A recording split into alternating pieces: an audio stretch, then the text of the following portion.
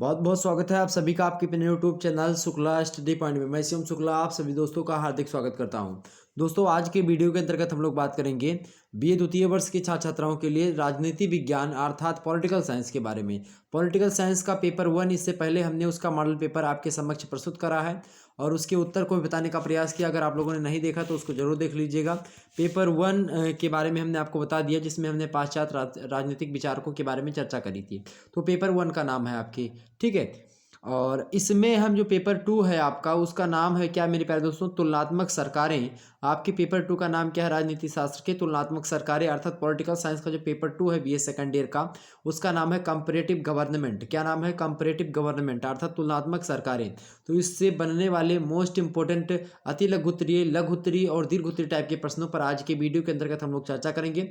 फटाफट से एक बार वीडियो को लाइक और शेयर अवश्य कर दीजिएगा। जितने भी लोग हमारे साथ जुड़ चुके हैं सभी दोस्तों से यही निवेदन रहेगा कि आप ज़्यादा से ज़्यादा मात्रा में शेयर करें वीडियो को, और चैनल पर नए हैं तो सब्सक्राइब कर लीजिएगा, क्योंकि इसी प्रकार से मैं कोर्स भी बीए से संबंधित आपके समक्ष करवाता हूं बिल्कुल फ्री में। आपके यूट्यूब चैनल पर ही जो है आपके चैप्टर वाइज वीडियो भी प्रोवाइड करवाता हूं, model paper, previous year question paper, और उसके बाद में जो भी यूनिवर्सिटी के पेपर होते हैं उनको सॉल्व करवा करके भी आपके चैनल पर उपलब्ध करवाया जाता है। तो आप शुक्ला स्टडी पॉइंट से जुड़ करके अच्छी से अच्छी तैयारी अपनी कर सकते हैं। तो बीए द्वितीय वर्ष पेपर 2 राजनीति विज्ञान अर्थात जो है बीए सेकेंड ईयर के लिए पॉलिटिकल साइंस के बारे में आज हम चर्चा करेंगे।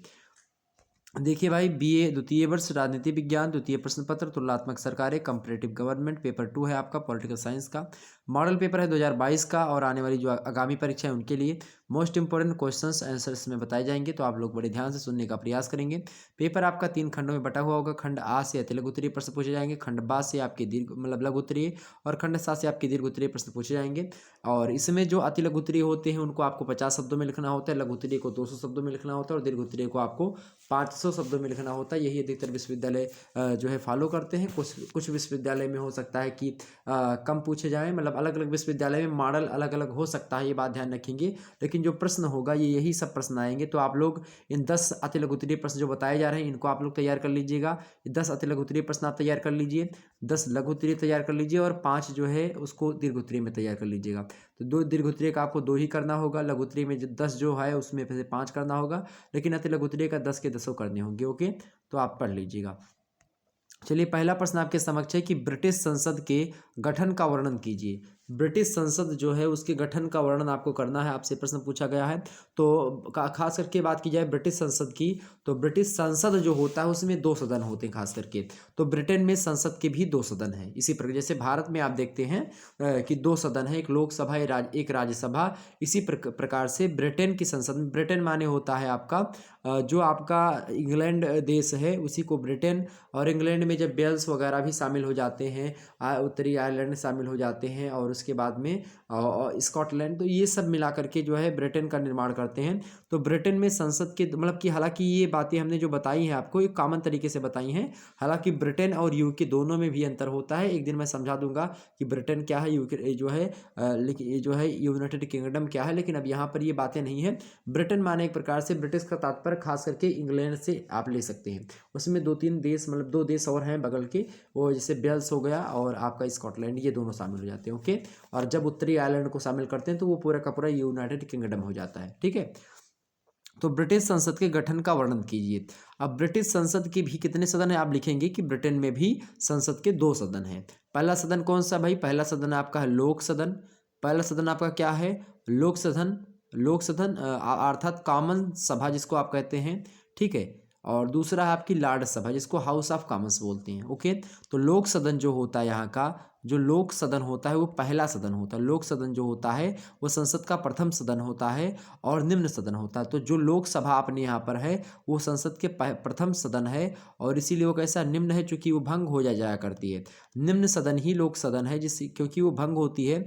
तो और खास करके इसे लोकप्रिय सदन भी कहा जाता है, क्योंकि इसका जो निर्वाचन होता है वो जनता के द्वारा होता है। खास जितना आप देखेंगे जो भी भारत में जैसी संसद व्यवस्था है, तो संसदीय शासन व्यवस्था हमने कहाँ से ली है? अपने भारतीय संविधान में ब्रिटेन के संविधान से ही ग्रहण करी है। तो जिस प्रकार से भारत का संसद है उसी प्रकार से ब्रिटेन में भी संसद है। ओके, तो उसमें जो लोकसभा अपने यहाँ पर है उसी को वहाँ पर क्या कहते हैं, लोक सदन कहते हैं।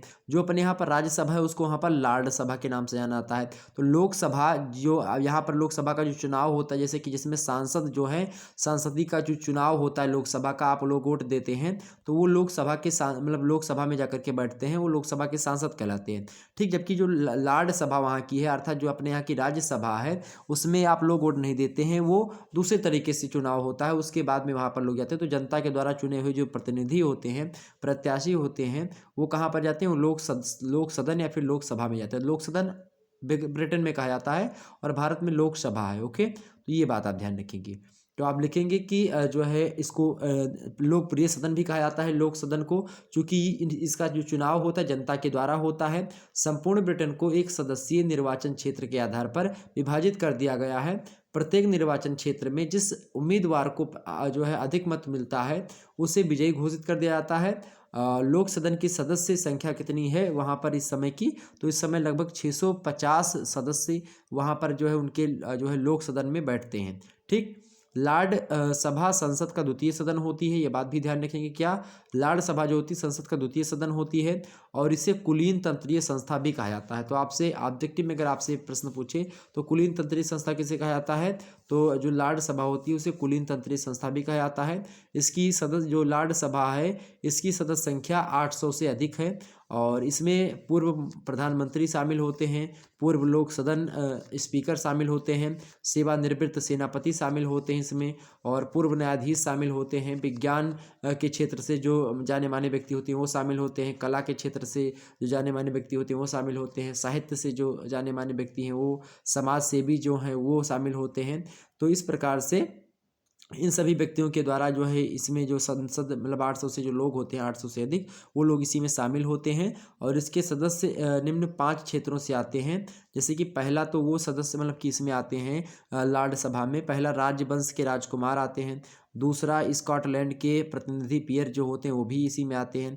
तीसरा आजीवन जो पीयर होते हैं वो भी इसी में आते हैं मतलब लार्ड सभा में। और चौथी बात यह है कि कानून के लार्ड जो होते हैं वो भी, मतलब कानून लार्ड माने होते देवता, तो कानून के जो लार्ड होते हैं वो भी इसी में आते हैं। और पांचवा आध्यात्मिक जो लार्ड होते हैं वो भी जो है लार्ड सभा के ही सदस्य होते हैं। तो ये एक प्रकार से ब्रिटिश संसद के गठन के बारे में हमने आपको कुछ छोटी मोटी जानकारी आपको दे दी। तो बिल्कुल चिंता करने की आवश्यकता नहीं, आपसे पूछे लघु उत्तरीय में प्रश्न चाहे पूछेगा चाहे आपसे अति लघु उत्तरीय में पूछा गया तो आप आसानी से उत्तर इसके दे सकते थे।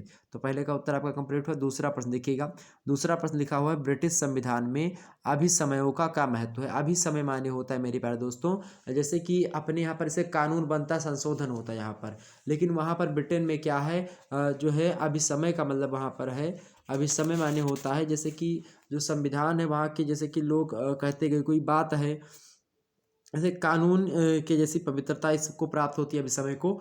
समय के हिसाब से जो चीज़ें परिवर्तित करने योग्य होती हैं उनको परिवर्तित ना करके जो बातें मतलब प्रचलन में वैसे ले ली जाती हैं, तो वही आपका क्या होता है, वही मेरे पास इससे संविधान का मतलब संविधान में संशोधन ना करते हुए वैसे ही मान लेना कि हाँ ये कानून है, वही आपका क्या होता है, अभिसमय होता है। और इसके कई कारण होते हैं। तो ब्रिटेन में जो है अभिसमयों के कई कारण हैं होने के। जैसे कि पहला आपका है कि मतलब कई महत्व हैं, जैसे कि संविधान के विकास में सहायता प्रदान करता है कौन, जो है अभिसमय जो होते हैं।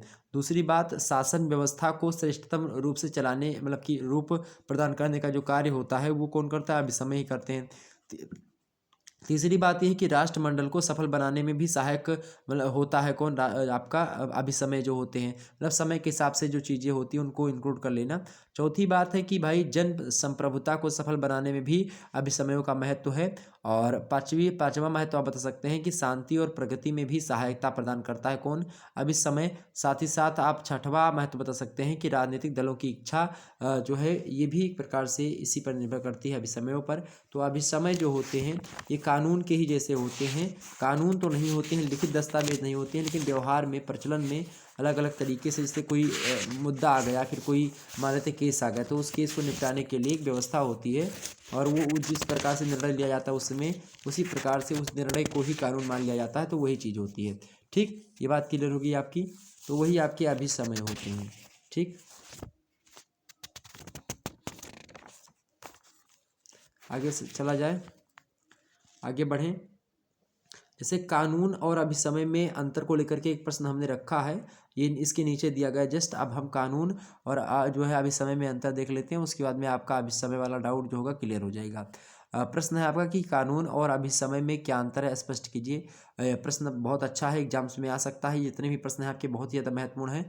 हमने चुने चुने प्रश्नों को इकट्ठा किया है, बहुत ज़्यादा मेहनत करनी पड़ती है इन प्रश्नों को ढूंढने में और इसके उत्तर को आपको बताने में। आपको बता दें मेरे प्यारे दोस्तों कि ये ऐसे प्रश्न हैं जो कि लगातार परीक्षा में आते हैं और प्रश्नों को लिखना या आपके समक्ष प्रस्तुत करना उतनी मेहनत नहीं होती है जितनी मेहनत आपको देखना पड़ता है कि हाँ पिछले 5 सालों में, पिछले 10 सालों में कौन कौन से प्रश्न आ रहे हैं, उनका कलेक्शन किया जाए, उनको व्यवस्थित तरीके से आपके समक्ष प्रस्तुत किया जाए, मॉडल पेपर सेट करा जाए। तो देखिए इसी प्रकार से हमने यहाँ पर रखा है। तो कानून और अभिसमय के बीच में अंतर आपसे पूछे तो क्या बताएंगे भाई। पहला अंतर आप सुनिए, बड़े ध्यान से सुनिएगा। कानून जो होते हैं किसी जो है कानून निर्मात्री सत्ता की इच्छा का परिणाम होते हैं। अर्थात कानून बनाने की एक समिति होती है, वह कानून बनाती है, या कोई जो है संस्था होती है उसके द्वारा कानून बनाया जाता है। फिर कोई जैसे कि कार्यपालिका हुई या सॉरी या व्यवस्थापिका हुई, व्यवस्थापिका कानून बनाती है। तो कानून किसी कानून निर्मात्री सत्ता की इच्छा का क्या होता है, परिणाम होता है। अर्थात किसी के द्वारा बनाया जाता है, उसका निर्माण एक विशेष पद्धति को अपना करके कानून को बनाया जाता है। तो किसी विशेष पद्धति का प्रयोग करके हम किसी कानून को बनाते हैं। अभिसमय जो होते हैं वो व्यवहार का परिणाम होता है। जब व्यवहार उपयोगी सिद्ध होते हैं तो कालांतर में वे अभिसमय का रूप ले लेते हैं। जैसे कि कोई व्यवहार आप कर रहे हैं या कोई बात चल रही है और उसका निदान आप अच्छे तरीके इस दूसरे तरीके से कर पा रहे हैं, तो बस वही आपका क्या हो गया, अभिसमय बन गया। मतलब समय के हिसाब से या समय आने पर, या कोई अगर मान लेते कोई केस आ गया आपके सामने और उसको आपने यूं ही अपने हिसाब से जो है व्यवहार में ही, खेल खेल में आपने उसका क्या कर दिया, खात्मा कर दिया अच्छे तरीके से, बिना संविधान के, फिर बिना किसी कानून की मदद के। तो वो क्या हो गया, वो एक प्रकार से अभिसमय ही बन गया है। तो वही चीज़ बता। दूसरा अंतर आप देखेंगे भाई, दूसरा अंतर होता है कानून जो होते हैं लिखित होते हैं, जबकि असमय जो होते मतलब अभिसमय जो होता है वो क्या होता है, अलिखित होता है। तो अभिसमय अलिखित होते हैं और कानून लिखित होते हैं। ये बात क्लियर हुई आपकी। आगे देखो भाई, तीसरा अंतर ये होता है कि कानून में निश्चितता होती है। क्या होती है, कानून में निश्चितता होती है और उसे एक विशेष समय में लागू किया जाता है। किसी विशेष समय में कानून को लागू किया जाता है और इसकी निश्चित सीमा होती है किसी कानून की। जबकि असीमय जो अभिसमय होता है वो अनिश्चित होता है। क्या होता है, अभिसमय जो होता है अनिश्चित होता है और अभिसमय में लागू किए जाने का कोई निश्चित समय नहीं होता है। जबकि कानून में एक निश्चित समय में कानून को लागू किया जाता है, जबकि अभिसमयों में कोई निश्चित समय नहीं होता लागू करने का। तो ये बात आप ध्यान रखेंगे। ओके, चौथा अंतर आप लिख दीजिएगा। क्या लिखेंगे कि कानून अस्थाई होता है, जबकि अभिसमय जो होते हैं व्यवहार के आधार पर अस्थायित्व प्राप्त करते हैं। मतलब कानून अस्थाई होते हैं, कानून एक बार बन गया तो कानून बना रहेगा, जबकि अभिसमय जो होता है व्यवहार के आधार पर अपने अपने अस्थायित्व को खो भी देता है। अर्थात जो है व्यवहार के हिसाब से वो अस्थायित्व प्राप्त करता है। मतलब कि जैसा व्यवहार होगा उसी के हिसाब से वो अपने आप को परिवर्तित भी कर लेगा। ओके, तो एक प्रकार से ये अस्थाई भी हो सकते हैं अभिसमय। ओके, अगला पांचवा अंतर आप बता सकते हैं कि कानून के पीछे राज्य के प्रभुत्व शक्ति का क्या होता है, दबाव होता है और उसका पालन करना अनिवार्य होता है कानून का। जबकि जो अभिसमय होता है उसका पालन व्यक्ति की इच्छा पर निर्भर करता है। व्यक्ति चाहे तो अभिसमयों का पालन करे और ना चाहे तो कोई उसमें दबाव नहीं पड़ेगा जो है सरकार का कि हाँ नहीं वो अभिसमयों को माने ही। ओके, तो ये पांचवा अंतर। छठवां अंतर आप बता सकते हो भाई कि कानून का उल्लंघन करने वाले को दंड दिया जाता है सरकार के द्वारा। अगर आप कानून का उल्लंघन करते हैं तो आपको उचित दंड दिया जाएगा। जो है जो दंड संहिता होगी उसके तहत आपको उचित दंड का प्रावधान न्यायालय के द्वारा किया जाएगा। जबकि अभिसमय जो होता है ना मेरे प्यारे दोस्त, अभिसमय का उल्लंघन करने वाले व्यक्ति को दंडित नहीं किया जाता है। अभिसमय वो चाहे तो उसको माने अभिसमयों को, अगर नहीं उसकी इच्छा है तो नहीं माने। तो अभिसमयों का बहुत ही ज़्यादा महत्व है कहाँ पर, ब्रिटेन में, क्योंकि ब्रिटेन का जो संविधान है वो अलिखित संविधान है। ओके, ये बात ध्यान रखेंगे। चलिए आगे बढ़ते हैं, अगला प्रश्न आपके समक्ष। तो अब ये प्रश्न आपका लघुत्तरीय का ये प्रश्न है, बहुत ही महत्वपूर्ण लघुत्तरीय का प्रश्न है। अति लघुत्तरीय में भी आ सकता है, तो अति लघुत्तरीय में पूछा जाएगा तो आप 3 अंतर बता दीजिएगा, काफ़ी हो जाएगा। अगर लघुत्तरीय में पूछा जाता है तो आप 6 के 6 अंतर बता दीजिएगा। ओके, चलिए अगला प्रश्न चौथा नंबर, अमेरिका में राष्ट्रपति पद की योग्यताएं बताइए। प्रश्न क्या है, अमेरिका में राष्ट्रपति पद की क्या योग्यताएं होनी चाहिए, अर्थात राष्ट्रपति बनने के लिए या राष्ट्रपति जो व्यक्ति है उसके पद पर, जो राष्ट्रपति के पद पर बैठा है उसकी क्या योग्यता होनी चाहिए। किसी व्यक्ति को अगर राष्ट्रपति के पद पर बैठना है तो उसकी क्या योग्यता होनी चाहिए, क्या एबिलिटी है, ये आपसे पूछा जा रहा है। बड़ा ही अच्छा प्रश्न है और एग्जाम्स की दृष्टि से तो बहुत ही ज़्यादा महत्वपूर्ण है। अब इसका उत्तर कैसे लिखेंगे, आप लिखेंगे कि अमेरिकी संविधान के अनुच्छेद 2 के प्रथम खंड में राष्ट्रपति के लिए जो है योग्यताएं कुछ बताई गई हैं, उसको मैं आपको बताने का प्रयास करता हूं। आप लोग सुनिएगा बड़े ध्यान से। पहली बात यह है कि वह जो होगा, जो राष्ट्रपति के पद पर होगा, वह संयुक्त राज्य अमेरिका का जन्मजात नागरिक हो, अर्थात वहीं पर पैदा हुआ हो, जन्म से उसकी नागरिकता कहाँ से हो भाई, जन्मजात नागरिक हो। ऐसा नहीं कि उन्होंने 10 साल वहाँ पर रह करके नागरिकता प्रदान की हो, अमेरिका की सिटीजनशिप ली हो, ऐसा नहीं है। वो वहाँ पर पैदा हुआ हो, ऐसा व्यक्ति जो कि अमेरिका के जो है भूमि पर पैदा हुआ हो, जन्म से ही क्या हो, वो अमेरिकी नागरिक हो, तो वो जन्मजात अमेरिकी नागरिक होना चाहिए। ये पहली बात। दूसरी बात ये है जो है अमेरिकी राष्ट्रपति बनने की, मतलब उसके पद की योग्यता, कि वह व्यक्ति जो है 35 एज का होना चाहिए, अर्थात 35 साल, मतलब कि 35 ईयर ओल्ड्स जो है होना चाहिए, अर्थात 35 वर्ष की जो है आयु को पूरी कर चुका अगर कोई व्यक्ति है तो वो राष्ट्रपति वहाँ पर बन सकता है। तीसरी बात ये है अमेरिका में राष्ट्रपति बनने के लिए कि अपने जीवन के 14 वर्ष संयुक्त राज्य अमेरिका में निवास किया हो। अपने 14 साल, ऐसा नहीं कि जन्म यहीं पर लिया हो, नागरिकता वहीं की हो लेकिन अलग व्यक्ति रह रहा है, ऐसा नहीं है। वो 14 वर्ष संयुक्त राज्य अमेरिका में निवास किया हो, इसके लिए लगातार रहना आवश्यक नहीं है। मतलब कि 14 साल चाहे वो जैसे भी रहे, 14 साल उसको रहना आवश्यक है। अब इसके लिए नहीं कि लगातार 14 साल वो रहे वहीं पर और कहीं आए जाए ना, विदेश यात्रा पहले भी कर सकता है, कोई उसमें बाधा नहीं, लेकिन हाँ 14 साल उसको रहना कंपलसरी माना जाता है, तो वो राष्ट्रपति बन सकता है। चौथी बात ये है वहाँ पर राष्ट्रपति बनने के लिए कि राष्ट्रपति बनने के लिए वही योग्यताएं होनी चाहिए जो एक मतदाता के लिए आवश्यक होती हैं, अर्थात एक जो वोटर होता है वहाँ का, उसकी जो योग्यताएं होती हैं उसकी योग्यताओं पर भी खरा उतरना होगा उसको। तो मतदाता जो है के लिए जितनी योग्यताएं, मतलब महत्व होता है, मतदाता के लिए आवश्यक होता है जितनी बातें, उतनी बातें कम से कम वो भी व्यक्ति फॉलो करता हो, तो वो व्यक्ति वहाँ पर राष्ट्रपति बनने के लिए योग्य होता है। ओके, तो ये बात क्लियर हुई, इसका उत्तर आप आसानी से बता सकते थे। चलिए अगला प्रश्न देखेंगे, 5वां नंबर प्रश्न है, स्विट्जरलैंड के संविधान की विशेषताएं बताइए। बड़ा ही अच्छा प्रश्न है, स्विट्जरलैंड के संविधान की प्रमुख विशेषताएं आपसे पूछ रहा है। अच्छा प्रश्न है, एग्जाम्स में आ सकता है। तो स्विट्जरलैंड के बारे में अगर बात की जाए तो स्विट्जरलैंड के संविधान की प्रमुख विशेषताएं आप लोग सुनने का प्रयास करेंगे। स्विट्जरलैंड जो है कैंटनो का क्या है, एक संघ होता है, तो उसी के बारे में हम चर्चा करेंगे। पहली इसकी विशेषता है स्विट्जरलैंड के संविधान की कि यह लिखित और निर्मित संविधान है। क्या लिखेंगे, पहली विशेषता ये है कि ये क्या है भाई, ये एक लिखित एवं निर्मित, क्या भाई, एवं लिखित एवं निर्मित संविधान है। कैसा, लिखित एवं निर्मित संविधान है। दूसरी बात क्या है, दूसरी बात ये है कि कठोर संविधान है। क्या भाई, कठोर संविधान है यहाँ का। कैसा संविधान है, कठोर संविधान है। ओके, भारत का कैसा, कठोर और लचीला दोनों है, ये बात ध्यान रखेंगे। आगे समझते हैं, तो कठोर संविधान है। तीसरी विशेषता स्विट्जरलैंड के संविधान की कि उदारवादी दर्शन अर्थात उदारवादी विचारों पर आधारित है जो है कौन, जो स्विट्जरलैंड का जो संविधान है। समझ में आ रही बातें, बिल्कुल आसानी से मैं समझाने का प्रयास कर रहा हूँ, सारी बातें आपके समझ में आ रही होंगी।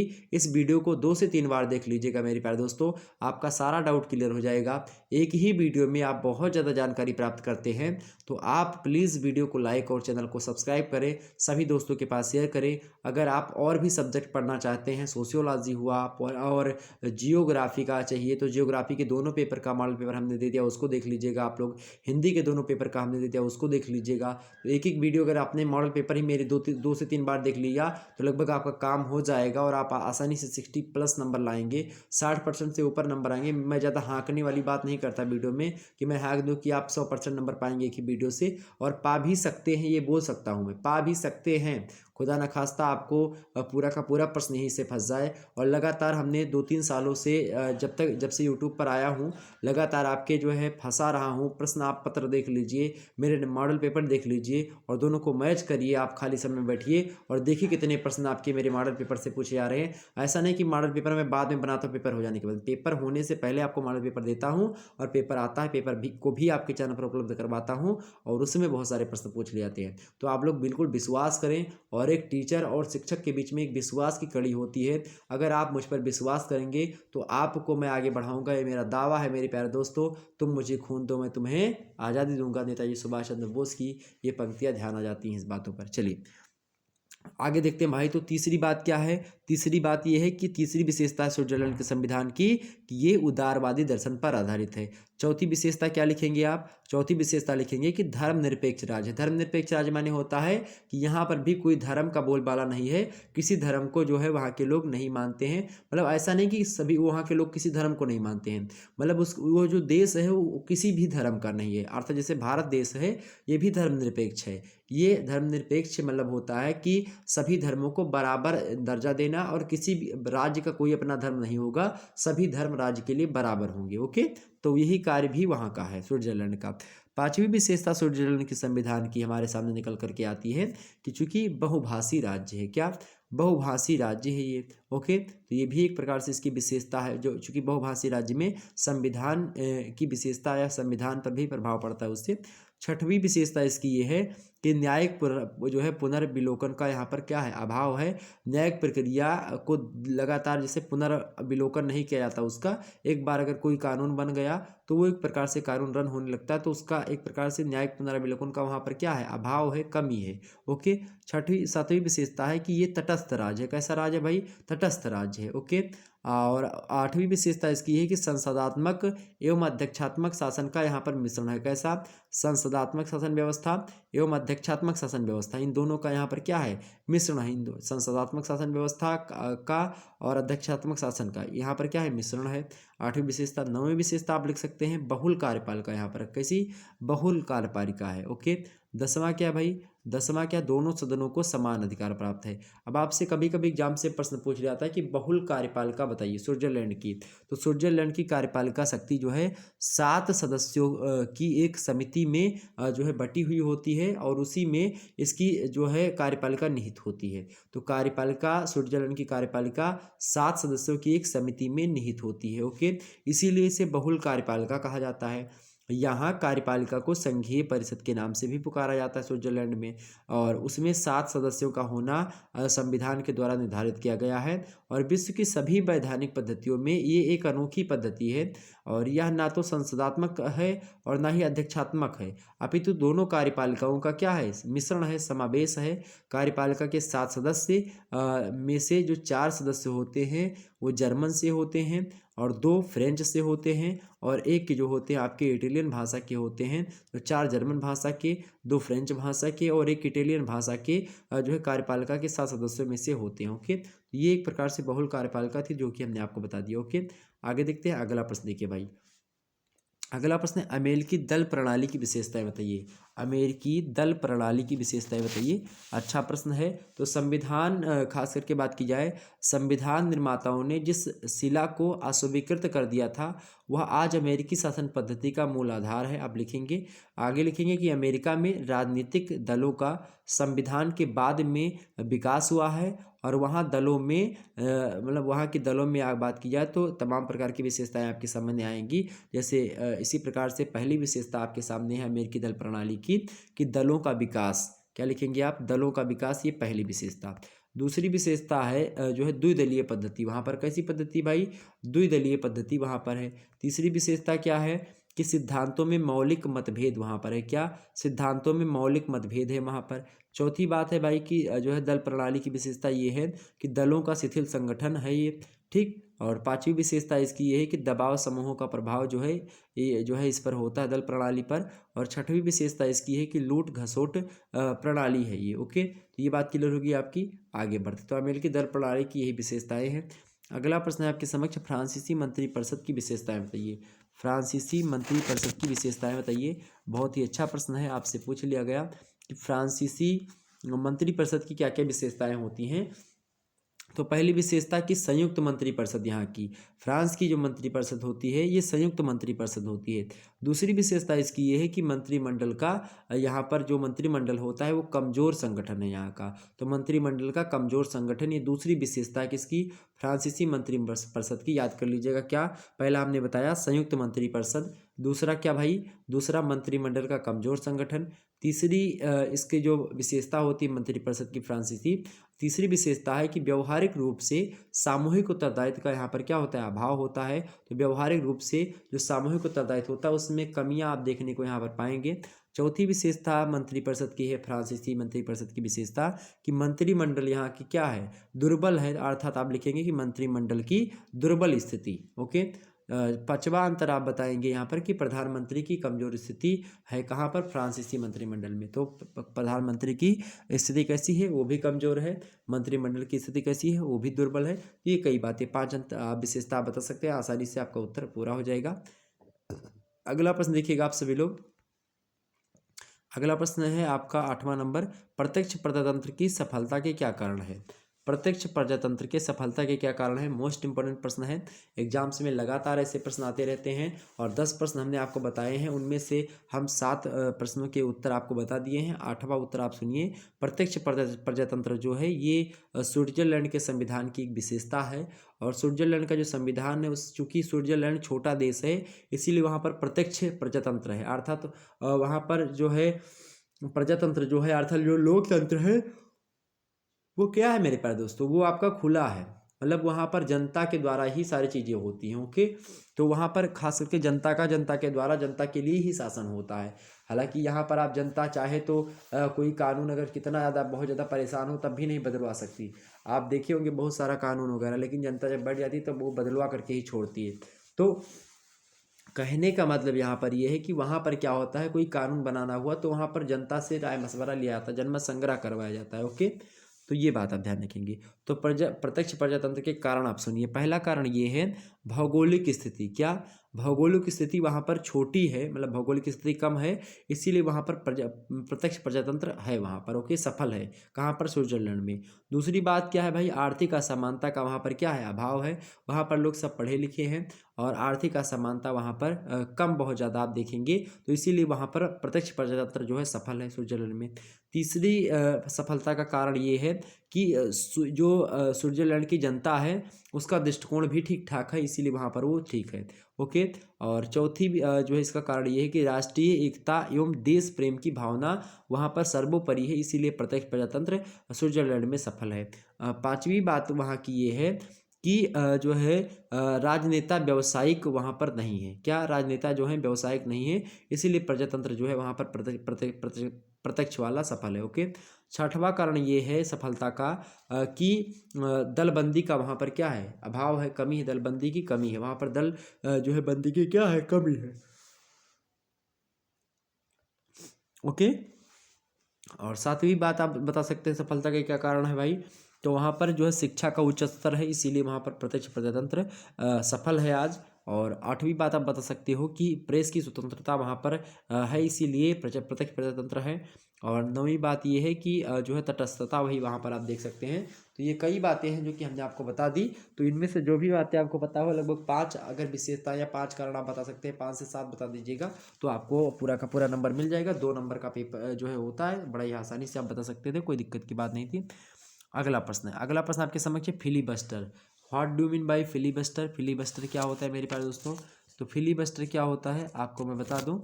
फिलीबस्टर जो होता है खास करके सीनेट के सदस्यों की स्वतंत्रता के साथ जुड़ा हुआ होता है। क्या, सीनेट क्या है, तो अमेरिकी जो है बात किया, अमेरिका में सीनेट एक क्या होता है, दुनिया का सबसे शक्तिशाली उच्च सदन जो माना जाता है वो सीनेट को ही माना जाता है।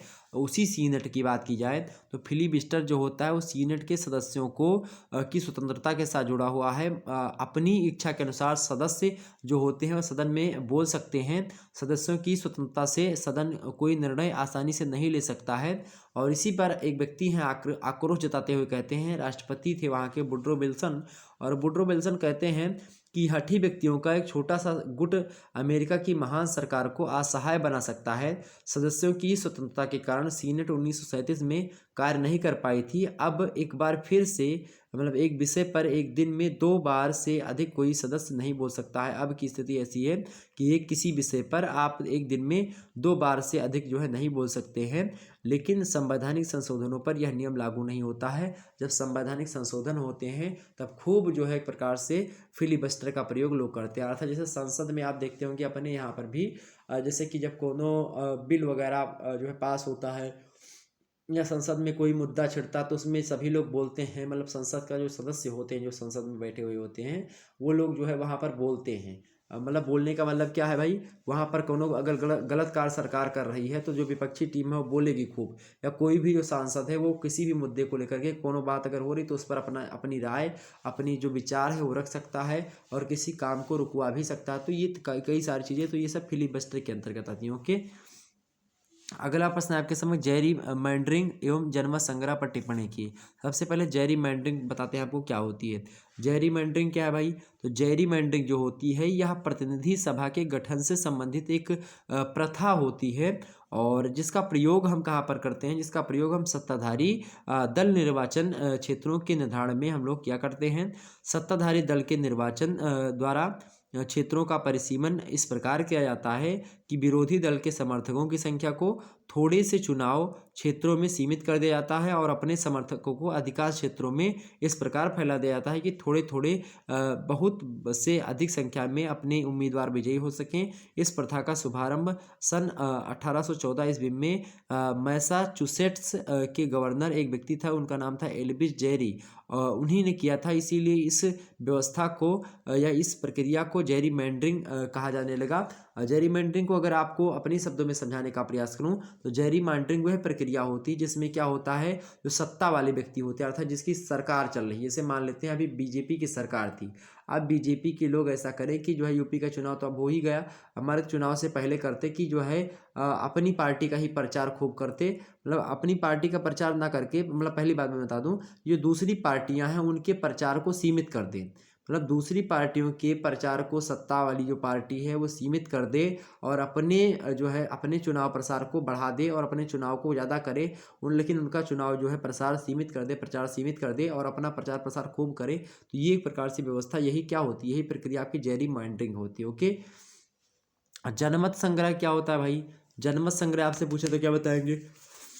चूँकि जो यहाँ की जनसंख्या है मतलब कि क्या बोलते हैं वहाँ की जो जनसंख्या कहाँ पे जो है भाई, स्विट्जरलैंड की, तो स्विट्जरलैंड की जो जनसंख्या है वो खास करके बात की जाए तो वो प्रत्यक्ष प्रजातंत्र वहाँ पर है। तो किसी विषय पर जनता की राय लेने के लिए जनमत संग्रह वहाँ पर करवाया जाता है।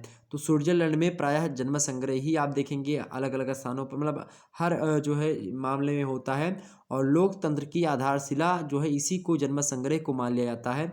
वास्तविक लोकतंत्र वही होता है मेरे प्यारे दोस्तों जहाँ पर सभी प्रमुख विषयों पर जनता की अनुमति ली जाती है और ऐसा है कहाँ पर, स्विट्जरलैंड पे कोई भी कानून बनाना हुआ, कोई भी मुद्दा हुआ तो उस पर जनमत संग्रह करवाया जाता है। ठीक, और जनता के हित में कार्य होता है और सरकार जनहित के विरुद्ध कोई भी कानून नहीं बना सकती है और इसी का नतीजा है कि आज स्विट्जरलैंड जो है विश्व के धनी एवं विकसित देशों की कतार में सबसे अग्रणी स्थान पर पहुंचा हुआ है। ओके, और अपना स्थान बनाए हुए है। तो कहने का मतलब यहाँ पर मेरे ये है कि जनमत संग्रह जो है मतलब सभी इसे कोनो कानून बनाना हुआ तो सबसे पहले जो है जनता को बुला लिया, बहुत सारी जनता को, और उनसे पूछा कि भैया हम ये कानून बनाने जा रहे हैं और इसमें कोनो गड़बड़ी होगी तो बता दीजिएगा। तो भाई कानून बना, कहा हाँ भाई, जनता ने कहा कि कौन कानून है आपका बताओ जरा। कानून को पढ़ के व्यक्ति सुनाएंगे और सुनने के बाद में जो वहाँ की जनता होगी अगर उन सभी की राय मशवरा मिलता है तो कहेंगे अच्छा ठीक है पास कर दो। ऐसा नहीं कि जनता ने जिनको चुना है वो जा करके कानून बनाए। अब हमारे यहाँ पर क्या है, हम भारत में क्या है, भारत बड़ा देश है, अब 10 लाख की जनसंख्या पर हम लोग क्या करते हैं, सांसद का चुनाव करते हैं। अब चुनाव हमने किया, अब हम 10 लाख जनसंख्या का प्रतिनिधित्व तो एक व्यक्ति कर रहा है, जिसको हमने क्या करा भाई, सांसद बनाया। वो जो है लोकसभा में जाकर के बैठ कर के कानून बना रहा है, तो वो हम लोगों की तरफ से बोल रहा है। एक आदमी 10 लाख जनसंख्या का प्रतिनिधित्व करता है, ठीक। जबकि स्विट्जरलैंड में क्या है, जनता खुद ही कहती है कि हाँ इस कानून में गड़बड़ी है तो ये कानून हटाओ, ये कानून जो है इसमें ये चीज़ें गड़बड़ है तो इस चीज़ को मिटाओ, ये चीज़ होती है, ठीक है।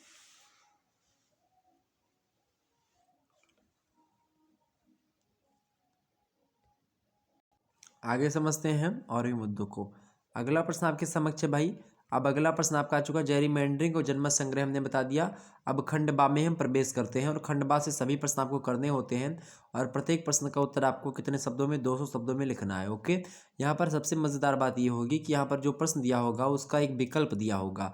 अर्थात मान लेते हैं वो प्रश्न आपको नहीं पता है तो उसके स्थान पर एक दूसरा प्रश्न आपको मिलेगा, वो आप कर सकते हैं। मतलब कि चाहे ये करेंगे ऊपर वाला, चाहे इसके नीचे वाला जो आपका और करके दिया होता है अथवा करके। ओके, तो चलिए पढ़ते हैं। दूसरा नंबर प्रश्न है आपके समक्ष, ब्रिटिश संविधान के प्रमुख स्रोत बताइए। अर्थात ब्रिटिश संविधान जो बनने के लिए कौन कौन से स्रोत लगे हैं, या फिर किन स्रोतों से जो है जानकारी मिलती है हमको, या फिर जो है ब्रिटेन का संविधान जो है वो किस तरीके से सोर्सों को लेकर के या परंपराओं से कैसे कैसे बना है, क्या चीज़ें होती हैं। तो ब्रिटिश संविधान के स्रोत में पहला स्रोत ये है कि प्रथाएं एवं परंपराओं के द्वारा ब्रिटिश जो संसद मतलब संविधान है वो बना हुआ है। दूसरी बात क्या है, दूसरी विशेषता इसकी है ऐतिहासिक प्रलेख। ओके। तीसरी जो है इसकी मतलब कि इसकी स्रोत है क्या, सामान्य विधि। चौथा स्रोत इसका ये है कि संसदीय अधिनियम यहाँ पर है। और पांचवा है आपका क्या भाई, न्यायिक निर्णय। और छठवा यहाँ पर स्रोत इसका ये है कि संविधान पर टीकाएं जो लिखी गई हैं, मतलब समय समय पर ब्रिटिश संविधान पर टीकाएं लिखी गई और इनको भी ब्रिटिश संविधान का स्रोत माना गया है। यदि कोई संवैधानिक समस्या उपस्थित होती है तो न्यायालय, संसद या अन्य पक्ष संविधान की इन टीकाओं का ही सहारा लेते हैं। इस प्रकार संविधान की ये टीकाएं संविधान का स्रोत बन जाती हैं। ओके। इसी प्रकार से न्यायिक निर्णय, संसदीय अधिनियम, सामान्य विधि, ऐतिहासिक प्रलेख और प्रथाएं एवं परंपराएं, ये सब ब्रिटिश संविधान के क्या हैं, स्रोत हैं। ओके, ये आप आसानी से बता सकते थे। अगला प्रश्न आपको दिया है और करके दिया है कि ब्रिटिश संविधान संयोग और वियोग का क्या है, शिशु है। ये एक कथन है और ये कथन किसका है, लिटन स्ट्रेची महोदय का कथन है। इस कथन की व्याख्या करने को लेकर के प्रश्न पूछा गया है। तो खास करके बात की जाए तो ब्रिटिश संविधान एक विकसित संविधान है और उस संविधान का निर्माण अमेरिका और भारत की तरह योजनाबद्ध तरीके से नहीं हुआ है। वहाँ पर क्या हुआ है भाई, संयोग और वियोग का शिशु इसलिए है। लिटन स्ट्रेची ने इस बात को कहा और उसके उदाहरण को भी स्पष्ट करते हुए कहा। पहली बात उन्होंने कही कि द्विसदनात्मक पद्धति की देन ब्रिटेन की ही है। ब्रिटेन में इसका जन्म ऐतिहासिक संयोग के रूप में हुआ है। सन 1900 मतलब सन 1295 ईस्वी में आदर्श संसद की बैठक एक सदन के रूप में हुई थी, किंतु इसमें मतदान 3 भाग में पादरी, बैरन तथा नाइट अर्थात सामंत, जागीरदार और नगरवासी जो थे उनके बीच में हुआ था। और इस प्रथा के अनुसार ब्रिटेन में त्रिय सदनीय संसद स्थापित की गई थी, मतलब होती। लेकिन यह केवल संयोग की बात थी कि उसे द्विसदनात्मक निकाय बना दिया गया। संयोग बस पादरी और बैरन एक साथ मिल गए क्योंकि उनके हित एक समान थे।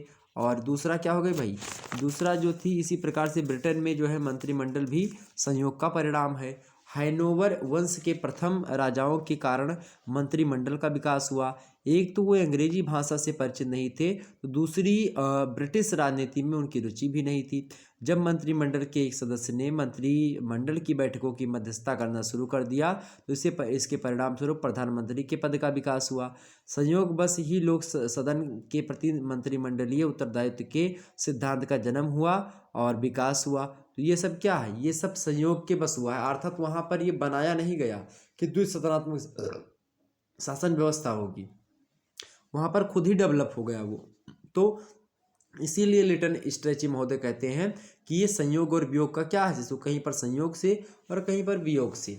मतलब कहीं पर जो है संयोगवश तो कहीं पर जो है बनाया गया, लेकिन वो दूसरा बनाने जा रहे थे लेकिन बन गया कुछ दूसरा।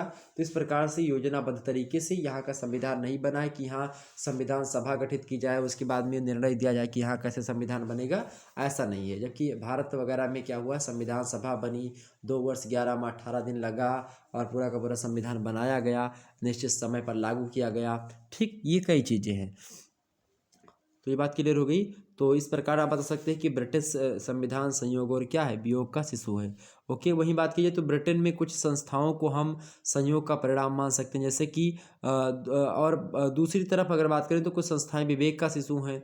राजतंत्र और लोक सदन का लोकतंत्रीकरण 1832 ईस्वी, 1868 और 1884 के सुधार अधिनियम, वयस्क मताधिकार का विस्तार, 1911 तथा 1949 के संसदीय अधिनियम के द्वारा लॉर्ड सभा की शक्तियों में कमी विवेक का ही परिणाम है। तो ये कई चीज़ें हैं जो हमको ये बताती हैं कि ब्रिटिश संविधान जो है संयोग और विवेक का, या फिर संयोग और विवेक हमने वियोग लिखा है क्या, संयोग और विवेक लिखिएगा, विवेक यहाँ पर लिखिएगा। ओके, विवेक।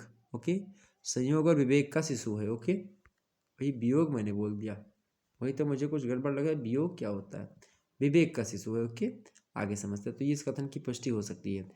तीसरा नंबर प्रश्न आपके समक्ष है, ब्रिटिश लोक सदन के स्पीकर की तुलना अमेरिकी प्रतिनिधि से मतलब प्रतिनिधि सभा से करिए। मोस्ट इंपॉर्टेंट प्रश्न है, एग्जाम्स में लगातार आता रहा है, तो ये भी आपके प्रश्न में आएगा। प्रश्न क्या है भाई, प्रश्न बड़ा ही अच्छा है कि ब्रिटिश लोक सदन, क्या प्रश्न है, ब्रिटिश लोक सदन के स्पीकर की तुलना, मतलब ब्रिटिश लोक सदन, ब्रिटेन में जो लोक सदन है उसका जो अध्यक्ष होता है उसी को उसका स्पीकर कहा जाता है, और अमेरिका का जो प्रतिनिधि सभा होती है उसका जो स्पीकर होता है, अर्थात प्रतिनिधि सभा का जो सभापति होता है उसके बीच में, और लोक सदन का जो सभापति होता है उनके बीच में, मतलब उनकी तुलना कैसे हम कर सकते हैं। तो आइए तुलना करते हैं भाई।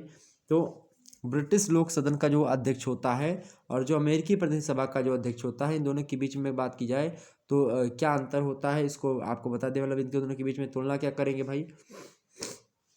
पहली बात यह है कि अध्यक्ष का निर्वाचन जो होता है, ब्रिटिश लोक सदन का जो अध्यक्ष होता है उसका निर्वाचन जो होता है निर्विरोध होता है, सत्ताधारी दल और विपक्ष की सहमति से अध्यक्ष का चुनाव हो जाता है। ये ब्रिटिश लोक सदन के अध्यक्ष की बात कर रहा हूँ। और दूसरी तरफ जो अमेरिका का, जो एक प्रकार से जो अमेरिका का अमेरिकी प्रतिनिधि सभा का अध्यक्ष होता है उसका चुनाव प्रत्येक आम निर्वाचन के बाद प्रतिनिधि सभा के सदस्यों के द्वारा सदस्यों में से किया जाता है, कि हाँ उसी सदस्यों में से चुनाव किया जाता है।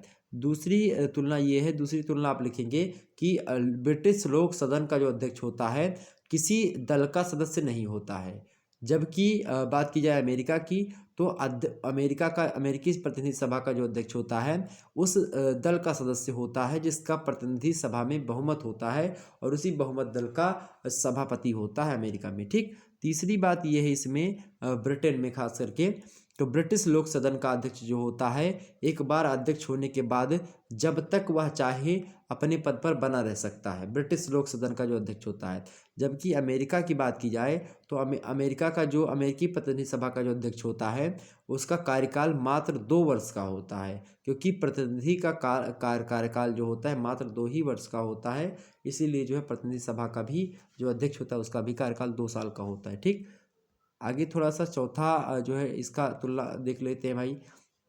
तो जो ब्रिटिश लोक सदन का जो अध्यक्ष होता है अपनी निर्दलीयता और निष्पक्षता के लिए प्रसिद्ध होता है, जबकि अमेरिका की बात की जाए तो अमेरिका का जो प्रतिनिधि सभा का जो अध्यक्ष होता है वो उसका मतलब कि वो क्या होता है भाई, उसका अध्यक्ष दलगत राजनीति से प्रेरित होता है, जो कि वह किसी दल से आता है, जबकि इसमें क्या होता है तो कोई दल नहीं होता है, वो सभी लोग विपक्ष और पक्ष के लोगों मिल करके करते हैं। ओके, पांचवी बात क्या है भाई, लोक सदन का मतलब जो है जो ब्रिटिश लोक सदन का जो अध्यक्ष होता है उसका अध्यक्ष इस दृष्टि से कम महत्वपूर्ण होता है कि वह राज्य का अध्यक्ष कभी नहीं हो सकता है, जबकि जो अमेरिका का जो मतलब अमेरिकी प्रतिनिधि सभा का जो अध्यक्ष होता है वो राष्ट्रपति और उपराष्ट्रपति का पद रिक्त होने पर प्रतिनिधि सभा का अध्यक्ष शेष अवधि के लिए राष्ट्रपति के पद पर कार्य करेगा, ये अमेरिका का संविधान कहता है।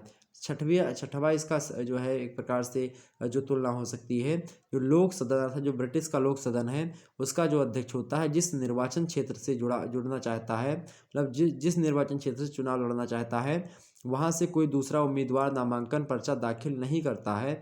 इस प्रकार उसका निर्वाचन निर्विरोध होता है। जबकि जो अमेरिकी प्रतिनिधि सभा का जो अध्यक्ष होता है, उसके अध्यक्ष के विरुद्ध विपक्ष का उम्मीदवार चुनाव लड़ता है, इसीलिए वह निर्विरोध निर्वाचित ना होकर के चुनावी दंगल में अपना भाग्य आजमाता है और इस प्रकार से जो है अध्यक्ष बनता है। तो ये कई जो है तुलना थी जो हमने आपको जो है कह सुनाई, आप लोगों ने देखा।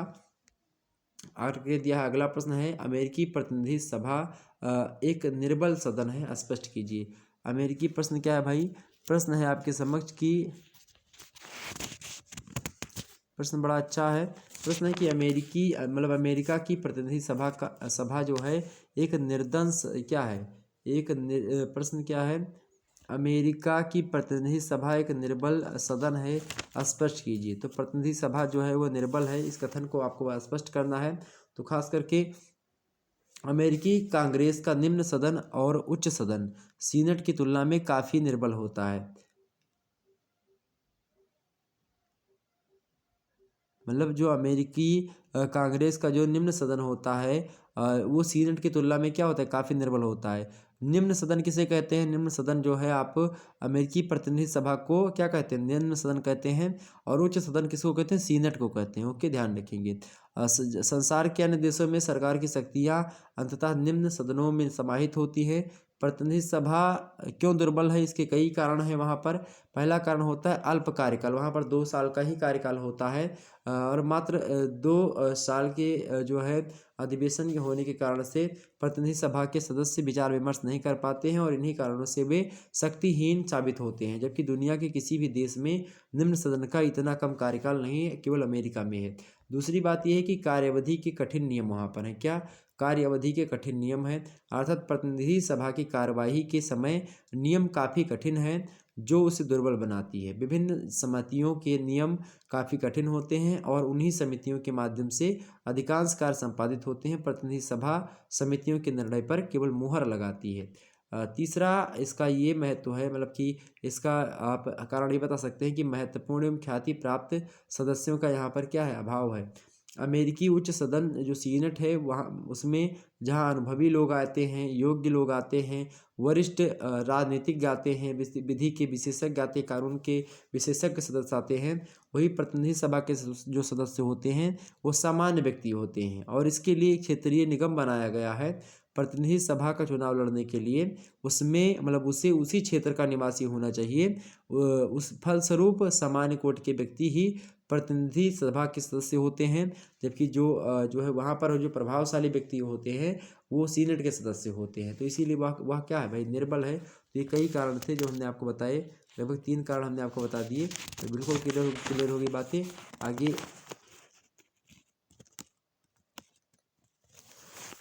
आगे और समझते हैं थोड़ा सा। और अगला आपका क्या भाई कारण है इसके निर्बल होने का? अगला चौथा कारण है कार्यपालिका पर नियंत्रण जो है उसकी कमी है। वहाँ पर कार्यपालिका पर पूर्ण नियंत्रण जो है नहीं है, इसीलिए जो है ये क्या है? ये एक प्रकार से निर्बल हो जाती है। 5वां अंतर है कार्यपालिका के सदस्य विधायिका के सदस्य नहीं होते हैं, इसलिए भी इसमें क्या होता है? चूँकि कार्यपालिका के सदस्य जो होते हैं अगर विधायिका के सदस्य होंगे तो क्या होगा? इसमें थोड़ा सा एक प्रकार से क्या होगा? कुछ उच्चता आएगी, जबकि ऐसा नहीं है वहाँ पर। 6वीं बात ये है कि विधि निर्माण के क्षेत्र में प्रभावहीन है ये, कानून बनाने में इसका कोई योगदान नहीं होता, इसीलिए एक प्रकार से ये क्या निर्बल पक्ष होता है। 7वीं बात है कि बृहद आकार इसका है, मतलब कि बड़ा है। प्रतिनिधि सभा जो है इसका आकार जो है बड़ा ही जो है बड़ा है, इसीलिए और इसका बड़ापन ही ये दुर्बलता का कारण बनता है। इसमें 435 सदस्य होते हैं, जबकि सीनेट में मात्र 100 सदस्य हैं वहाँ की मतलब कि सभा में। इसीलिए सीनेट की सदस्यता प्रतिनिधि सभा की अपेक्षा अधिक गौरव और शांत की बात समझी जाती है। बड़े आकार के कारण से प्रतिनिधि सभा के सदस्य अपनी जिम्मेदारी निभाने में जो है निभाने से कतराते हैं। यही वही हुआ कि जो है बड़ा हुआ तो क्या हुआ? जैसे पेड़ खजूर, पंथी को छाया नहीं, फल ला गए अति दूर। ओके। और सीनेट की स्थिति का प्रभाव ज़्यादा है, इसीलिए वहाँ पर प्रतिनिधि सभा जो है वो थोड़ा सा लो पड़ रही है। और युद्ध और संधि में सीनेट की अनुमति से ही सारा कार्य होता है वहाँ का, तो इसलिए भी वो निर्बल पक्ष है। ओके, अगला प्रश्न देखते हैं। अमेरिका के संविधान की मुख्य विशेषताओं का वर्णन कीजिए। अमेरिका के संविधान की मुख्य विशेषताओं का वर्णन कीजिए। बहुत ही अच्छा प्रश्न है। तो पहली विशेषता इसकी ये भाई, संयुक्त राज्य अमेरिका की बात की जाए तो संयुक्त राज्य अमेरिका का संविधान एक संविधान निर्मात्री सभा के द्वारा जो है फिलाडेल्फिया में जो है इसका आयोजन किया गया, मतलब बनाया गया। और सन 1787 ईस्वी में संविधान का निर्माण किया गया। यहाँ के 2 वर्ष बाद में 1700 जो है 89 ईस्वी में लागू किया गया। अन्य देशों के संविधानों की भांति अमेरिकी संविधान की भी कुछ विशेषताएं हैं। और जैसे पहली विशेषता इसकी ये है कि लिखित एवं जो है निर्मित संविधान यहाँ का है। दूसरी बात क्या है भाई, दूसरी बात ये है कि संक्षिप्त संविधान यहाँ पर है, वो छोटा संविधान है। अमेरिका का संविधान जो है वो दुनिया का सबसे छोटा सा संविधान है। और अमेरिका के संविधान में कुल मिलाकर के 7 अनुच्छेद ही हैं। जबकि भारत की बात कीजिए तो भारत में 395 अनुच्छेद हैं। स्विट्जरलैंड के संविधान में 195 अनुच्छेद हैं। और कनाडा के संविधान में 147 अनुच्छेद हैं। और दक्षिणी अफ्रीका के संविधान में 153 अनुच्छेद हैं। भारत का संविधान जो है दुनिया का सबसे बड़ा संविधान है, और अमेरिका का संविधान जो है सबसे छोटा संविधान है। तो दुनिया का सबसे बड़ा लिखित संविधान कौन सा है? भारत का संविधान। और दुनिया का सबसे छोटा लिखित संविधान कौन सा है? अमेरिका का संविधान। ये बात भी ध्यान रखेंगे। तीसरा आप इसका विशेषताएं बता सकते हैं। संसदात्मक शासन यहाँ पर है। ये इसकी एक प्रकार से ये इसको अलग सा एक प्रकार से बिखेरता है और अच्छा दिखाता है। चौथा भाई क्या है? चौथा कठोर संविधान है। क्या कठोर संविधान है? कहाँ का भाई? कहाँ का कठोर संविधान है? तो अमेरिका का संविधान कैसा है? कठोर संविधान है। पांचवी बात ये है कि जो है अध्यक्षात्मक संविधान है यहाँ का। कैसा है? अध्यक्षात्मक शासन यहाँ पर है। और छठवीं विशेषता इसकी ये है कि शक्ति विभाजन एवं अवरोध तथा संतुलन का सिद्धांत ये है। अमेरिका में संविधान के मतलब संविधान के तीनों अंग जैसे कि विधायिका, कार्यपालिका और न्यायपालिका, ये तीनों जो अंग हैं इसके बीच में शक्तियों का विभाजन किया गया है। और वहीं दूसरी तरफ तीनों अंग एक दूसरे पर आधारित भी हैं, जिससे कोई भी अंग निरंकुश रूप धारण करने नहीं पाता है। और ये एक इसकी विशेषता है। सातवीं विशेषता है गणतंत्रात्मक संविधान। अमेरिका एक गणतंत्र राज्य है, और वहाँ पर मतलब राज्य का अध्यक्ष एक राष्ट्रपति होता है, जो कि एक निश्चित समय पर निश्चित अवधि के लिए जनता के द्वारा निर्वाचित किया जाता है। आठवीं विशेषता इसकी ये है कि जो है संविधान की सर्वोच्चता यहाँ पर ज़्यादा है। अर्थात अमेरिका का संविधान सर्वोच्च है। अनुच्छेद 6 में कहा गया है कि जो संधियाँ और कानून अमेरिका के हित में ही नहीं होंगी उसे संविधान के प्रतिकूल माना जाएगा। नवीं विशेषता इसकी ये है कि न्यायपालिका की निष्पक्षता यहाँ पर है। अमेरिका में न्यायपालिका स्वतंत्र एवं निष्पक्ष है, और वहाँ पर किसी प्रकार का जो है उस पर दबाव नहीं रहता। 10वीं विशेषता इसकी ये है जो है संविधान की कि जो है जो है दोहरी नागरिकता वहाँ पर। अमेरिका में क्या है? अमेरिका के में सभी नागरिकों को 2 प्रकार की नागरिकताएं प्राप्त है। एक अमेरिकी नागरिकता की, और दूसरी जिस राज्य में वो रहते हैं उस राज्य की नागरिकता भी उनको प्राप्त है। और 11वीं विशेषता इसकी ये है संविधान की कि बहुभाषी राज्य है वहाँ पर। 12वीं विशेषता ये है कि धर्मनिरपेक्ष राज्य अमेरिका भी है। 13वीं विशेषता ये है कि उच्च सदन में राज्यों को समान प्रतिनिधित्व यहाँ पर दिया जाता है। 14वीं विशेषता इसकी ये है कि मौलिक अधिकारों की व्यवस्था भी इसमें है। और 15वीं विशेषता इसकी ये है कि लोकप्रिय संप्रभुता पर आधारित संविधान है। कौन? अमेरिका का संविधान। तो इस प्रकार से कई सारी विशेषताएं थी जो कि हमने आपको कह सुनाई। और आगे बढ़ते हैं और भी मुद्दों को हम समझने का प्रयास करते हैं बड़े ही आसानी से। ओके, अगला प्रश्न देखेंगे भाई स्विट्जरलैंड। अगला प्रश्न है आर करके, स्विट्जरलैंड की संसद के गठन की व्याख्या कीजिए। मोस्ट इंपॉर्टेंट प्रश्न है, स्विट्जरलैंड के संसद की गठन की व्याख्या कीजिए। ओके, तो व्याख्या कैसे करेंगे भाई? खास करके जो है स्विट्जरलैंड में संसद को संघीय संसद के नाम से भी जाना जाता है। संघीय संसद में 2 सदन होते हैं, पहला प्रतिनिधि सभा और दूसरा सीनेट। ओके, तो प्रतिनिधि सभा की बात की जाए तो प्रतिनिधि सभा जो है संघीय संसद का प्रथम एवं निम्न सदन है, और इसे लोकप्रिय सदन भी कहा जाता है। संविधान के अनुसार प्रतिनिधि सभा जो होती है उसकी अधिकतम संख्या स्विट्जरलैंड में 200 से अधिक हो सकती है। वर्तमान समय में खास करके वहाँ पर इसकी सदस्य संख्या 200 ही है। स्विट्जरलैंड में 24,000 जनसंख्या पर प्रतिनिधि सभा के एक सदस्य जो है चुने जाते हैं, और यही व्यवस्था वहाँ पर है। परंतु प्रत्येक पूर्ण एवं अर्ध कैंटन में से एक सदस्य प्रतिनिधि सभा के लिए अवश्य चुना जाता है। ठीक है, ये बात क्लियर हो गई। जबकि जो आपका सीनेट होता है, सीनेट संघीय संसद का द्वितीय एवं उच्च सदन होता है। इसमें सभी इकाइयों को समान प्रतिनिधित्व दिया जाता है।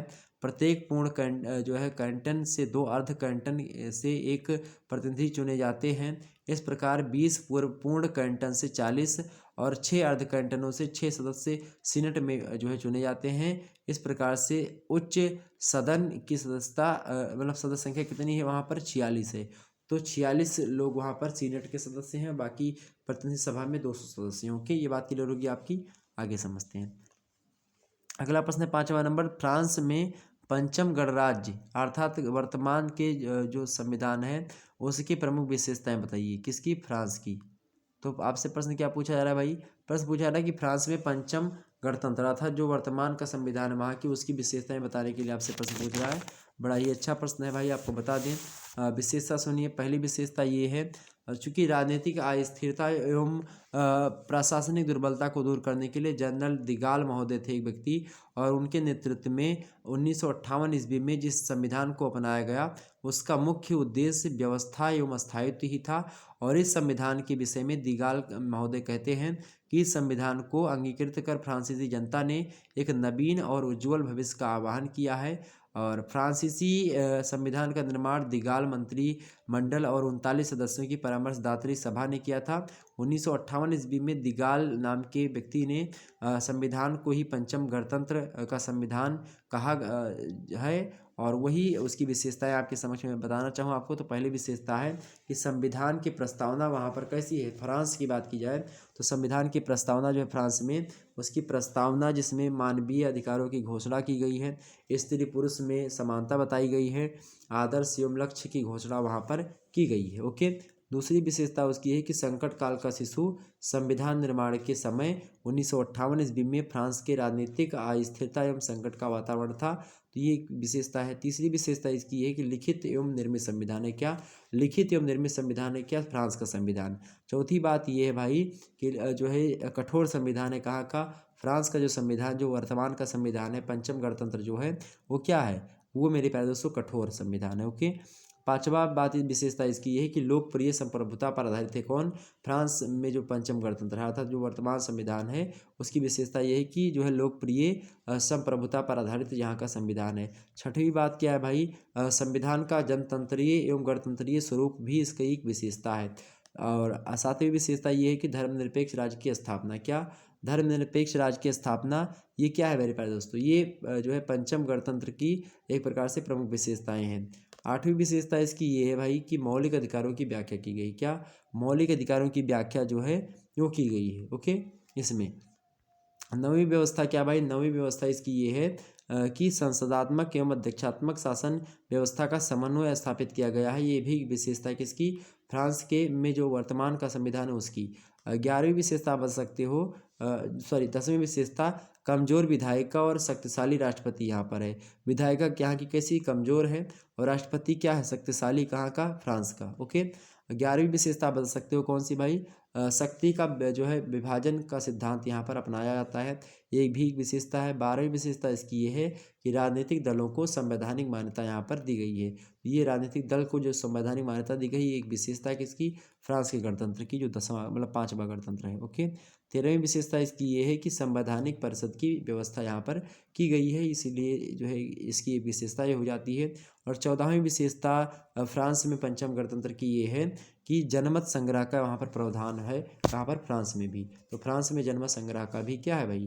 प्रावधान किया गया है। तो इस प्रकार से देखे जाए तो पंचम गणतंत्र के संविधान में पूर्व के संविधानों की अपेक्षा अधिक स्थायित्व दिखाई देता है, और जिसके कारण से फ्रांस एक शक्तिशाली देश के रूप में हमारे सामने आता है। और फ्रांस का राष्ट्रपति एक शक्तिशाली कार्यपालक के रूप में कार्य कर रहा है। उसे अमेरिकी राष्ट्रपति के समकक्ष अधिकारों की दृष्टि से स्वीकार करना गलत नहीं होगा, क्योंकि वह भी एक प्रकार से अमेरिका के जैसे ही राष्ट्रपति का कार्य करता है। ओके। अगला प्रश्न और करके दिया है आपके समक्ष, अथवा जो है स्विस संविधान ना तो संसदात्मक है और ना ही अध्यक्षात्मक है, इस कथन की व्याख्या कीजिए। तो जो स्विट्जरलैंड का संविधान है वो एक अनोखी व्यवस्था उसमें अपनाई गई है। वहाँ पर ना तो संसदात्मक पद्धति को अपनाया गया है और ना ही अध्यक्षात्मक शासन व्यवस्था को अपनाया गया है, अपितु उन दोनों शासन प्रणालियों के मिश्रण को अपनाया गया है। यहाँ पर क्या किया गया है? संविधान में स्विट्जरलैंड के फेडरल असेंबली अर्थात संघीय सभा के रूप में संसद है, परंतु मंत्री परिषद के सदस्य संसद के सदस्य नहीं होते। यहाँ पर राष्ट्रपति जैसा पद निश्चित अवधि के लिए नहीं होता है, जैसा कि अध्यक्षात्मक शासन व्यवस्था में होता है। तो राष्ट्रपति का जैसा पद जो होता है निश्चित अवधि के लिए नहीं होता, कितनी अवधि के लिए राष्ट्रपति रहेगा। और वहाँ पर कार्यपालिका में 7 सदस्य होते हैं जिन्हें मंत्री कहा जाता है। मंत्रियों का चुनाव फेडरल असेंबली के द्वारा किया जाता है। वही व्यक्ति मंत्री हो सकता है जो संसद का निर्वाचित सदस्य होने की योग्यता रखता हो। कार्यपालिका के सदस्य संख्या मतलब कि सदस्य संसद के प्रति उत्तरदायी नहीं होते हैं, जैसा कि संसदात्मक शासन में होता है। अध्यक्षात्मक शासन की तरह राष्ट्रपति पद की व्यवस्था नहीं की गई है। वहाँ पर कार्यपालिका के 7 सदस्यों में वरिष्ठता के आधार पर अध्यक्ष बनाया गया है और यही अध्यक्ष देश का राष्ट्रपति कहलाता है, लेकिन उसे किसी विशेष प्रकार का अधिकार प्राप्त नहीं होता है। यहाँ तक विदेशी अतिथियों का स्वागत ये 7 सदस्य मिल करके करते हैं। कार्यपालिका के सदस्य फेडरल असेंबली को किसी भी प्रकार का दिशा निर्देश भी नहीं दे सकते हैं। इस प्रकार से स्विट्जरलैंड का जो संविधान है उसमें संसदात्मक और अध्यक्षात्मक दोनों शासन प्रणालियों की मिश्रण को अपनाया गया है। संसद के सदस्य मंत्रियों का चुनाव करते हैं, लेकिन वे उसके प्रति उत्तरदायी नहीं होते हैं, जैसा कि जो है हर एक क्षेत्र में वही होता है। ओके, आगे देखते हैं अगला प्रश्न।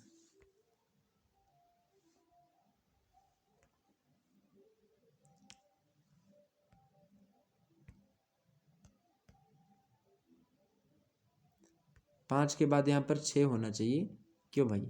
5 के बाद यहाँ पर जो है आपका 6 होना चाहिए और यहाँ पर 7, तो हमने यहाँ पर 7 लिख दिया, उसके लिए सॉरी, वो आप लोग मैनेज करिएगा। यहाँ पर 6वां नंबर प्रश्न ये है, लिखा है कि फ्रांसीसी संसद, राष्ट्रीय सभा और सीनेट, फ्रांस में एक राष्ट्रीय सभा है एक सीनेट है, इनके गठन एवं कार्यों का वर्णन कीजिए। बहुत ही अच्छा प्रश्न है।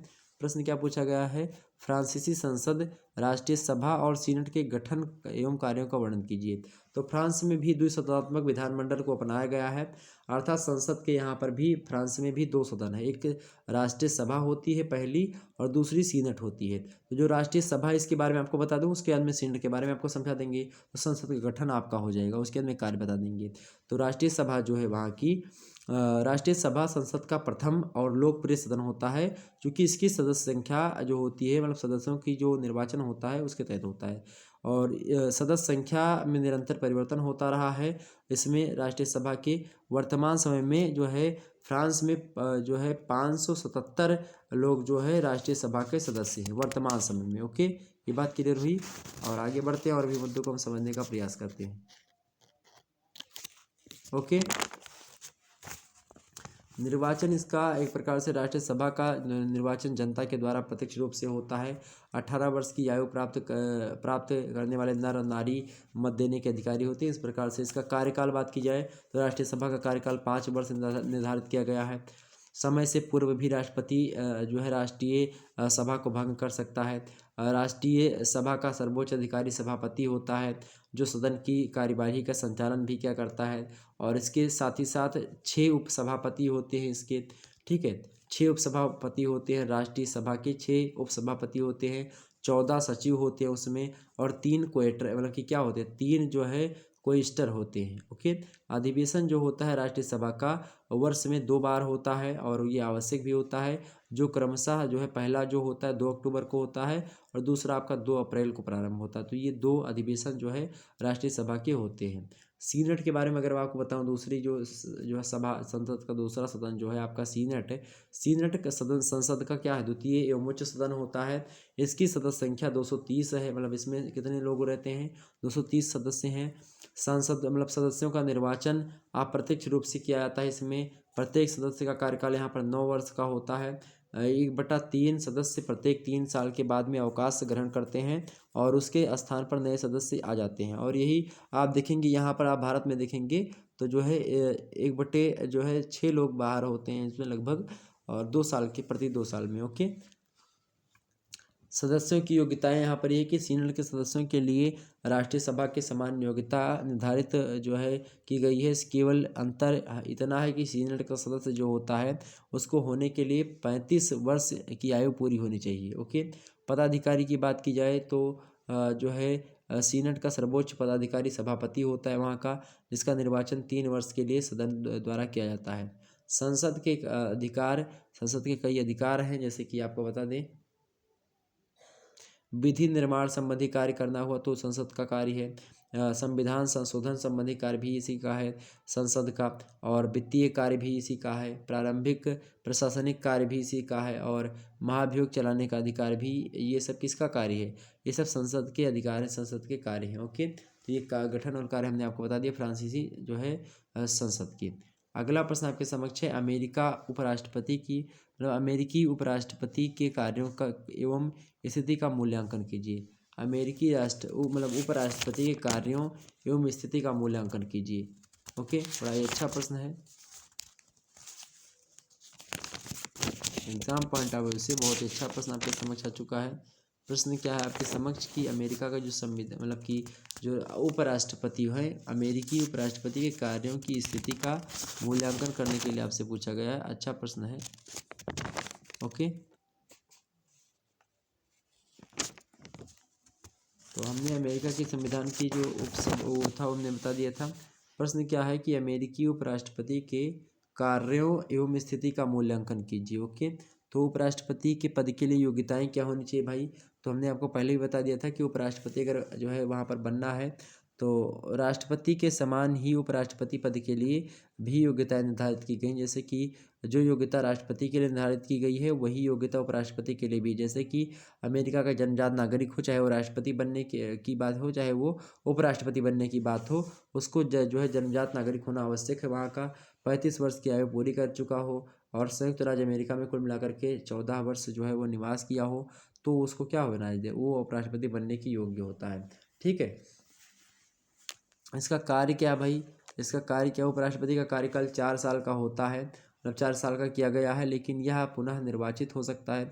इस उपराष्ट्रपति को $43,000 जो है वार्षिक वेतन वहाँ पर दिया जाता है। कितने हज़ार, $43,000 वहाँ पर उसको वेतन दिया जाता है, और इसके अतिरिक्त उन्हें $10,000 जो है अन्य भत्ते के रूप में जो है दिया जाता है। किसको, उपराष्ट्रपति को अमेरिका के।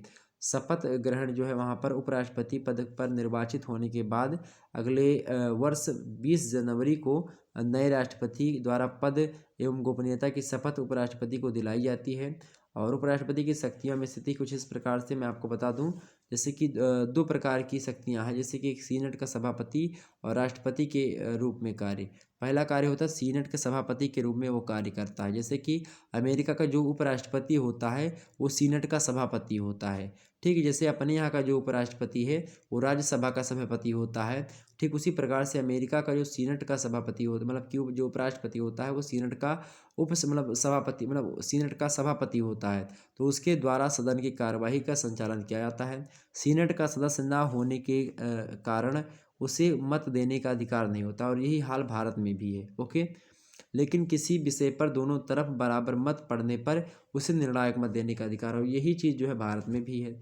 ठीक, राष्ट्रपति के रूप में कार्य क्या है इसका, तो राष्ट्रपति के त्यागपत्र देने, मृत्यु या अन्य किसी कारण से यदि राष्ट्रपति का पद खाली हो जाता है तो मतलब तो उपराष्ट्रपति क्या होंगे, उस स्थिति में उसकी जो शेष अवधि बची हुई, जो उसका कार्यकाल बचा हुआ है, उसको उपराष्ट्रपति ही जो है निर्वहन करेंगे। तो राष्ट्रपति के कार्यों का निर्वहन कौन करेगा, उपराष्ट्रपति करेंगे उस समय के लिए। ऐसी स्थिति में उपराष्ट्रपति सीनेट की अध्यक्षता नहीं कर सकता, वो राष्ट्रपति का कार्यभार संभालेगा। ठीक, ये बात ध्यान रखेंगे। और खास करके उपराष्ट्रपति अपनी शक्तियों का प्रयोग किस रूप में करेगा, यह राष्ट्रपति की इच्छा पर निर्भर करता है। राष्ट्रपति जितना अधिक स्विवेकी अधिकार उपराष्ट्रपति को देगा वह उतना ही मतलब उतना ही अधिक शक्तिशाली होगा। ट्रूमैन, निक्सन, रोनाल्ड रीगन और बिल जो है क्लिंटन ने अपने अपने उपराष्ट्रपतियों का प्रयोग करते हुए जो है विदेश की सद्भावना यात्रा पर जो है भेजा था, और जिससे उनकी शक्तियों का विस्तार हुआ। और ये चीज़ें हमने आपको जो है समझा दी। अब लगभग इसका जो है पूरा का पूरा लघु उत्तरीय के उत्तर को हमने बता दिया और अति लघु उत्तरीय के उत्तर को समझा दिया। अब दीर्घ उत्तरीय के जो उत्तर होंगे आपको मैं चैप्टर वाइज आपको समझाने का प्रयास करूंगा। यहाँ पर देखिए अगला प्रश्न आपके समक्ष, इनमें से 5 प्रश्न दिए गए हैं, 5 में से केवल और केवल आपको 2 ही प्रश्न करने हैं, केवल 2 प्रश्न करने हैं। प्रत्येक प्रश्न का उत्तर आपको 500 शब्दों में लिखना होता है। खंडशाह है दीर्घ उत्तरीय टाइप का प्रश्न, तो दीर्घ उत्तरीय टाइप के प्रश्नों में आप इन 5 प्रश्नों को तैयार कर लीजिएगा। ओके, पहला प्रश्न आपके समक्ष यहाँ पर देखेंगे, लार्ड सभा न केवल द्वितीय बल्कि गौण सदन होती है, स्पष्ट कीजिए। मोस्ट इंपोर्टेंट प्रश्न है एग्जाम पॉइंट ऑफ व्यू से। अगला प्रश्न है, फ्रांसीसी राष्ट्रपति के निर्वाचन एवं उनकी शक्तियों का वर्णन कीजिए। मोस्ट मोस्ट मोस्ट इंपॉर्टेंट है। और अगला प्रश्न है, फ्रांसीसी राष्ट्रपति की शक्तियों एवं उनकी स्थिति का वर्णन कीजिए। ये तो और ही ज़्यादा महत्वपूर्ण है। अमेरिकी राष्ट्रपति को लेकर के एक प्रश्न एग्जाम से जरूर आता है हमेशा, तो आप लोग इसको पढ़ लीजिएगा। अगला प्रश्न है 11वां नंबर, स्विट्जरलैंड में प्रत्यक्ष प्रजातंत्र पर एक निबंध लिखिए। हालांकि ये 10वां नंबर ही प्रश्न है, ये 8वां है, ये 7वां मतलब ये है, और ये 6वां नंबर प्रश्न है। ओके, मतलब सॉरी 7वां है ये 8वां है, ये 9वां है, ये 10वां है, ये 11वां है। ओके, अमेरिकी राष्ट्रपति की शक्तियों एवं उनकी मतलब उसकी स्थिति का वर्णन कीजिए। मोस्ट इंपोर्टेंट आपका प्रश्न है ये। एग्जाम्स में लगातार यहाँ से प्रश्न आते रहे, तो आप लोग इस प्रश्न को पढ़ लीजिएगा। वहीं अगला प्रश्न है 11वां नंबर मतलब 10वां नंबर प्रश्न है कि स्विट्जरलैंड में प्रत्यक्ष प्रजातंत्र पर एक निबंध लिखिए। हमने आपको प्रत्यक्ष प्रजातंत्र के बारे में समझा दिया कि प्रत्यक्ष प्रजातंत्र क्या होता है। इसमें जनता के लिए जनता के द्वारा शासन होता है, अर्थात जनता जनमत संग्रह करके नियम वगैरह बदल सकती है। और नियम जब बनाना होता है तो वहाँ पर क्या होता है, जनता से राय मशवरा ली जाती है। ठीक, तो ये क्या होता है मेरे प्यारे दोस्तों, यही आपका क्या हुआ, यही आपका जो है प्रत्यक्ष प्रजातंत्र हुआ। हम समझा देंगे किसी दिन आपको और भी विस्तार से, आप लोग परेशान मत होइएगा। अगला प्रश्न आपके समक्ष है। अगला प्रश्न क्या है, ब्रिटिश प्रधानमंत्री कैबिनेट जो है रूबी मेहराब की आधारशिला है। इस कथन के संदर्भ में ब्रिटिश प्रधानमंत्री और मंत्रिमंडल की शक्तियों एवं कार्यों की विवेचना कीजिए। तो ये भी प्रश्न आपका क्या है, बहुत ही ज़्यादा महत्वपूर्ण है एग्जाम पॉइंट ऑफ व्यू से। हालांकि ये ज़्यादा इंपॉर्टेंट नहीं है, लेकिन हाँ हो सकता है आपकी परीक्षा में आ जाए। इंपॉर्टेंट तो है ही, इसलिए हमने इसको रखा है, क्योंकि 2 बार लगभग पूछा गया प्रश्न है।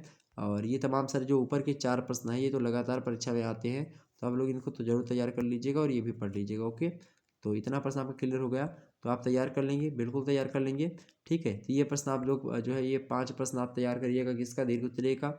और बाकी ये जो है हमने जो अलग उत्तरीय प्रश्न है इसके उत्तर आपको बीच बीच में बता ही दिए हैं। अगर आपको मिले तो कर लीजिएगा तैयार, बाकी अगर नहीं मिलता तो आप वीडियो जो जो हमने बातें बताई इसको सुन लीजिएगा। सुनते हुए आप लोग लिख लीजिएगा, लिखने के बाद में आप लोग इसको 2 से 3 बार पढ़ेंगे। अगर नहीं पढ़ने की इच्छा तो आप लोग क्या करेंगे भाई, सीधे सीधे आप लोग क्या करेंगे, लगातार वीडियो को देखते रहेंगे। आप आसानी से अच्छे अंक प्राप्त करेंगे और आपके दिमाग में सारी चीज़ें आ जाएंगी। ओके, और लघु उत्तरीय के सारे प्रश्नों के उत्तर हमने बता ही दिए हैं, और अति लघु उत्तरीय के बता दिए हैं। ओके, चलिए फिर मिलते हैं नेक्स्ट वीडियो में। बड़ी ही आसानी से हमने सारे के सारे मुद्दों को आपको समझाने का प्रयास किया। तो फिर मिलेंगे मेरे प्यारे दोस्तों नेक्स्ट वीडियो में, तब तक के लिए जय हिंद जय भारत। आप सभी का बहुत बहुत धन्यवाद हमारे साथ जुड़ने के लिए। इसी प्रकार से अपना प्यार दुलार बनाए रखिएगा। बहुत बहुत धन्यवाद। ओके, एक बार लाइक तो बनता है, एक वीडियो मतलब एक लाइक तो बनता है, और सभी दोस्त लाइक करेंगे, शेयर करेंगे। Good night, I love you, बहुत बहुत धन्यवाद आप सभी का। और आपको और किस सब्जेक्ट की वीडियो चाहिए आप लोग कमेंट सेक्शन में बताने का प्रयास करेंगे। हिंदी का दोनों पेपर का मॉडल पेपर, सोशियोलॉजी का जो है एक पेपर तो हमने दे दिया है, पेपर 1 का, और पेपर 2 का हम दे देंगे जल्द ही। कल आपकी जो है सोशियोलॉजी पेपर 1 की क्लास हुई थी।